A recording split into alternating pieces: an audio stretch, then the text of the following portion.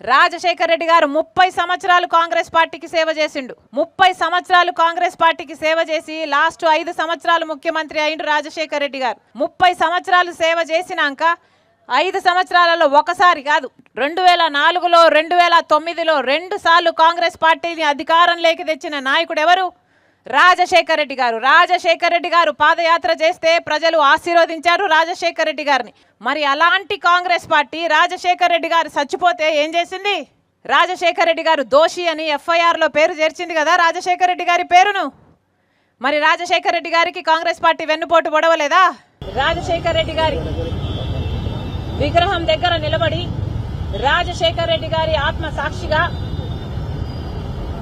మీకు తెలియాల్సిన విషయం ఉంది కాబట్టి నిజం చెప్తోంది రాజశేఖర్ రెడ్డి బిడ్డ.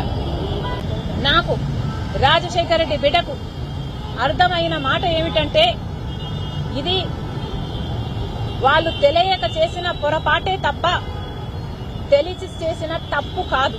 తెలిసి చేసిన తప్పు కాదు. Congress party CBI charge sheet లో రాజశేఖర్ రెడ్డి గారిని చేర్చింది అని ఇంతమంది ముందు చెప్తున్నా. రాజశేఖర్ రెడ్డి గారి పేరును సిబిఐ కాంగ్రెస్ తో చేర్చలేదు. రాజశేఖర్ రెడ్డి గారి పేరుని చేర్చింది నిజానికి జగన్మోహన్ రెడ్డి గారి లాయర్